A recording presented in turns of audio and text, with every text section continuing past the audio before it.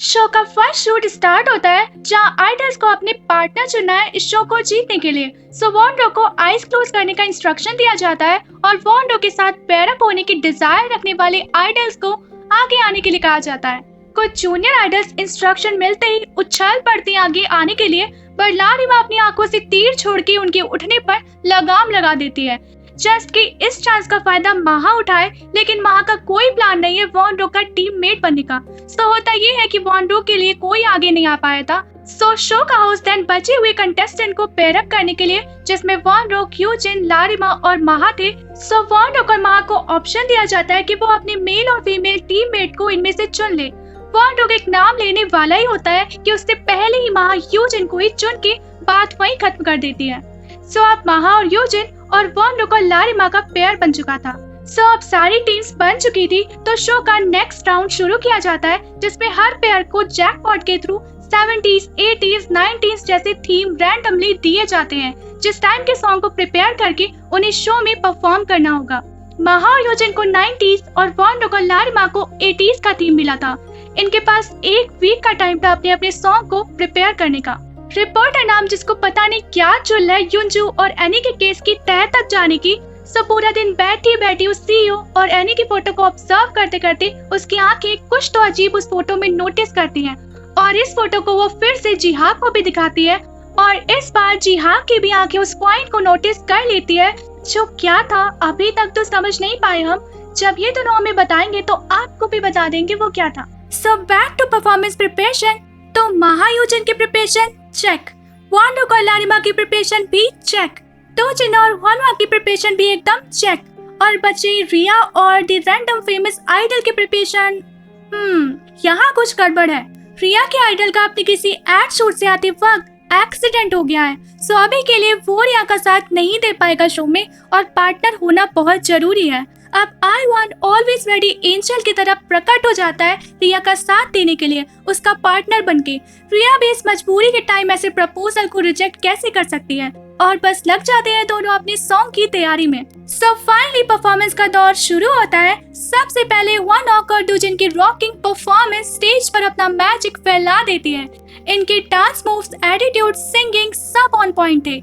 Next पे आते the soon to be couple आई वॉन्ट और रिया, जो 70s के इरा को डायरेक्ट स्टेज पर लाके रख देते हैं। दोनों लग भी इतने झकास रहे थे इन कूल डेंटी आउटफिट में, और सोने पे सुहागा थी इनकी केमिस्ट्री और डांस। इधर परफॉर्मेंस को एंजॉय करने के बीच बीच में महा और वॉन्डो एक दूसरे को थोड़ा टाइम निकाल के निहार ले रहे थे, पर अलग अलग टाइम पर। और द नेक्स्ट वन थे महा और यूजिन, जो एक सैड ब्रेकअप सॉन्ग गा रहे थे, और इस सॉन्ग की हर एक वर्ड वॉन्डो के दिल पर सीधा वार कर रहे थे, जैसे माँ इस सॉन्ग के थ्रू अपनी कंडीशन एक्सप्लेन कर रही हो। So last but not the least वॉन्डो लारिमा के साथ एक ब्यूटीफुल रोमांटिक सॉन्ग परफॉर्म करता है, और क्या बात है, ये सॉन्ग महा के सॉन्ग का परफेक्ट रिप्लाई था, और वॉन्डो का ये सॉन्ग महा के इमोशंस के साथ खेल रहा था। शो ओवर होने के बाद लास्ट में शो का रिजल्ट अनाउंस होता है, और जो पेयर जीतता है वो पेयर था वॉन्डो और लारिमा का। एक बार में अपने कटे पिटे चेहरे के साथ वॉन्डो टीवी पर इस शो के रिजल्ट को देखकर आग बबूला हो रहा था। उसे वॉन्डो से जलन हो रही थी। वैसे सबसे ही इसको जलन होती है। जो भी कोई अगर इसके अलावा सक्सेस पा रहा हो, बस इनके चलने का काम शुरू हो जाता है। वो वॉन्डो को भला बुरा बोल रहा था, जिसे बाहर में बैठे दो आदमी टॉलरेट नहीं कर पाते, और बस इस बात पर आर्ग्यूमेंट से बात आगे बढ़ के हाथापाई पे पहुंच जाती है। और अब वॉन्डो भी फेमस हो रहा था न्यूज़पेपर में अपनी मार पिटाई की खबरों से। सो उसके एजेंसी का मैनेजर, जो ऑलरेडी उसके चाल चलन और वायलेंट बिहेवियर से तंग आ चुका था, और बार बार वॉन्डो को वार्निंग देने का भी कोटा अब खत्म हो गया था। सो वो बिना किसी सिंपैथी के उसे ये न्यूज़ देता है कि एजेंसी के सीईओ उसे स्पार्कलिंग ग्रुप से निकालने के बारे में सोच रहे हैं, और जल्दी शायद उसे ऑफिशियल लेटर भी मिल जाए इसका। टी पार्टी ग्रुप के इस बिग प्रोजेक्ट की सक्सेस के बाद जिहा को कुछ दिनों का ब्रेक दे देते हैं, जिस ब्रेक को स्पेंड करने महा अपने घर अपनी माँ के पास आ जाती है। उसकी मॉम एक ऑर्फनेज चलाती है और भूखे अबैंडन्ड लोगों को खाने की सप्लाई भी करती है, और इन्हीं सब कामों में उसकी माँ दिन रात बिजी रहती है, और महा के वहाँ आते उसे भी उन जरूरतमंद लोगों के पास फूड सप्लाई करने की रिस्पॉन्सिबिलिटी सौंप दी जाती है। मीनवाइल वॉन्डो स्पार्कलिंग ग्रुप से निकाले जाने का गुस्सा एनओजी एजेंसी के ट्रेडमार्क को तोड़ कर निकाल रहा था, जिसे वॉन्डो ऐसा करते हुए कैच कर लेता है। वॉन्डो पर ऐसे ब्लेम लगा रहा था जैसे आज तक उसकी हर एक फेलियर का रिस्पॉन्सिबल वॉन्डो की हो। वो जिस बेसिस पर वॉन्डो पर ब्लेम लगा रहा था वो ये साइन दे रहे थे कि वॉन्डो इसी एनओजे एजेंसी का ही ट्रेनी था और उसके अकॉर्डिंग वो शार्क्स ग्रुप में वो प्लेस पाने वाला था जिसे वॉन्डो ने उससे छीन लिया था। वॉन्डो अपनी तरफ से तो बस वॉन्डो को अच्छी एडवाइस ही दे सकता है और वो यही देता है, फर्क नहीं पड़ता कि तुम एनओजे एजेंसी से हो या म्यूजिकॉलिक एजेंसी से, ओरिजिन मैटर नहीं करता और तुम्हें भी पता है कि रियल प्रॉब्लम किस में है और कहाँ है। अपने सपनों को, उन पर बहाए पसीने को याद रखो जिससे तुम्हें अपनी लाइफ कायरो की तरह पछतावे के साथ न गुजारनी पड़े। आई जस्ट होप कि तुम टाइम रहते समझ जाओ। अदर साइड एनओजे एजेंसी के सीईओ ने कई सारी स्मॉल और मीडियम एजेंसी को खरीद के अपने अंडर में ले लिया था और इन्हीं एजेंसीज में लारिमा की क्वीन एंटरटेनमेंट एजेंसी भी थी। लारिमा इस खबर से और उन गर्ल्स ट्रेनियर्स जिन्हें अब एजेंसी से निकाल दिया जाने वाला है इससे इतनी गुस्से में आ जाती है कि क्वीन एजेंसी को हमेशा के लिए टाटा बाय बाय कर देती है। एजेंसी ही छोड़ देती है। वॉन्डो को जब भी फ्री टाइम मिल रहा था महा उसके दिमाग में घूम रही थी। उसे रिग्रेट हो रहा था कि अच्छा होता अगर उसने ब्रेकअप वाली बात कही ही ना होती। वॉन्डो को अपनी फीलिंग और महा से दूर भाग भाग कर थक गया था, अब और नहीं हो पाएगा उससे।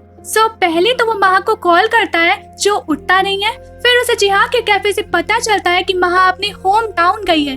नेक्स्ट मॉर्निंग जब महा अपनी फूड सप्लाई का काम करने जा रही होती है तो वॉन्डो वहाँ अपनी बॉडी के साथ प्रकट हो जाता है और तब से वो महा का हर जगह पीछा करने लगता है। महा भाव तो नहीं दे रही थी उसे, पर इतना बुरा भी नहीं लग रहा था उसे वॉन्डो का उसके पीछे पीछे आना।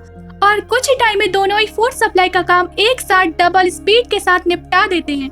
वॉन्डो को लगा था कि इस थकान भरे काम के बाद महा खुश होकर उसे गले से लगा के कहेगी आई लव यू वॉन्डो, लेकिन यहाँ महा की तरफ से एक कोल्ड ड्रिंक के अलावा उसे और कुछ नहीं मिलता। वॉन्डो वहीं जिद करने लगता है कि वो प्रॉमिस करे कि वो उसकी कॉल अब से उठाएगी, नहीं तो वो यहाँ से हिलेगा भी नहीं। पर ये क्या, महा तो उसकी बातों को इग्नोर करके खिसक लेती है वहाँ से। महा रात में सोने का ट्राई तो कर रही थी पर दिमाग और दिल वॉन्डो की फिक्र में लगा था कि क्या अभी भी वो वहीं पे ही होगा। वो पहुंच जाती है वहाँ चेक करने और हाँ, वॉन्डो वहीं पे ही था और ठंडी हवाओं की छुअन से कांप रहा था। और जब वो ठंड की वजह से कार में बैठ जाता है तो महा ये सोचकर वापस आ जाती है कि चलो अब तो वो वापस जा रहा है। पर टू हर सरप्राइज वॉन्डो एक बार फिर उसके सामने प्रकट होता है और अब की बार वो उसके घर में था। इवन उसकी मॉम के साथ ब्रेकफास्ट बना रहा था। उसकी मॉम और बच्चों पर तो वॉन्डो ने अपना जादू चला दिया था, पर महा पर इस बार उसका ये जादू काम नहीं कर रहा था। महा उसे प्राइवेटली ले जाके कन्फ्रंट करती है कि अब ये सब करने का क्या मतलब है, वो क्यों है यहाँ पे। वॉन्डो दोनों के रिलेशनशिप को एक सेकेंड चांस देने की बात रखता है। इस पर महा अपनी टी पार्टी ग्रुप को बहाना बनाकर इस बात को काट देती है कि अब वो किसी स्कैंडल का टारगेट नहीं बनना चाहती है जिसमें उसके साथ उसका ग्रुप भी पिस जाएगा। वॉन्डो इस बार ठान के आया था कि वो महा को वापस पाके ही जाएगा। वो किसी भी कीमत पर महा का पीछा नहीं छोड़ रहा था। वो एक बार फिर उसकी ओर अपना हाथ बढ़ाता है इस वादे के साथ कि अब वो ये हाथ कभी नहीं छोड़ेगा, ना ही अब वो कायर बनेगा, ना ही किसी का पपेट। महा जो सरफेस से खुद को कूल और अनअफेक्टेड शो कर रही थी वो एक्चुअली में अंदर से वॉन्डो का ये हाथ थामने के लिए बेकरार है। वो वॉन्डो की बातों से पिघल जाती है और ये हाथ फिर से कभी ना छोड़ने के लिए थाम लेती है। किस सीन की ही देरी थी, लो वो भी आ गई। एनओजे एजेंसी के सीईओ को जब ये पता लगता है कि लारिमा ने क्वीन एजेंसी से रिजाइन कर दिया है तो पता नहीं क्या उनके दिमाग में आइडिया आता है जिसमें वो शार्क्स ग्रुप को इन्वॉल्व करते हैं। वो शार्क्स ग्रुप को बताए बिना ही असिस्टेंट को ऑर्डर देते हैं कि वो एक न्यूज आर्टिकल पब्लिश करवाए कि शार्क्स ग्रुप रिजाइन कर रहा है एजेंसी से। वो स्पेशल इंस्ट्रक्शन देते हैं कि आर्टिकल भरोसा करने लायक लगना चाहिए। वॉन्डो और महा वापस आते ही अपने ग्रुप को रिवील कर देते हैं अपने रिलेशन के बारे में और वो ये भी कहते हैं कि वो अपने रिलेशन को पब्लिकली अनाउंस करने वाले हैं। वो अपने फैंस, अपने वेल विशर से अब अपने रिलेशन के बारे में नहीं छुपाना चाहते। मैनेजर जी के तो ऑलमोस्ट हार्ट अटैक आ चुका था और ग्रुप लीडर जेओ भी किसी गहरी सोच में डूब गए थे। वो वॉन्डो से अकेले में बात करता है, उससे कंप्लेन करता है उससे इतनी बड़ी बात इतने टाइम तक छुपाने के लिए। वो कहता है कि मैं तुम्हें युंजू की तरह खोना नहीं चाहता। युंजू का बात में जिक्र होना वॉन्डो को थोड़ा अटपटा लगता है। जेओ तो नहीं but other group member including ammonite एक सीक्रेट मीटिंग करते हैं जिसकी लीडर लारिमा थी। वो डिस्कस कर रहे थे कि कैसे उनका रिलेशनशिप बिना किसी इशू के पब्लिक करा जाए और कौन सा सीक्रेट अड्डा रखा जाए जहाँ फिलहाल के लिए महा और वॉन रुक मिल सके। काफी तगड़े डिस्कशन के बाद टी पार्टी ग्रुप के अपार्टमेंट को ही सेलेक्ट किया जाता है जो एकांत में भी है और वहाँ लोग भी ज्यादा आते जाते नहीं हैं। वॉन रुक जब महा के रूम पर आता है तो उसे वॉल पर लगी एनी की फोटो कुछ तो उसे याद दिला रही थी, पर एग्जैक्टली क्या था उसे याद नहीं आ रहा था। लेकिन जब महा के मेमोरी बॉक्स में सारी स्पेशल चीजों के बीच एनी के फोन को देखकर जो युंजो के फोन के जैसा लग रहा था, उसका दिमाग एकदम शॉक मोड में चला जाता है। एक शॉर्ट एक्स्ट्रा सीन में हम देखते हैं कि वॉन रुक ने युंजो को एनी के साथ देख लिया था, लेकिन एनी का फेस क्लियरली नहीं देख पाया था।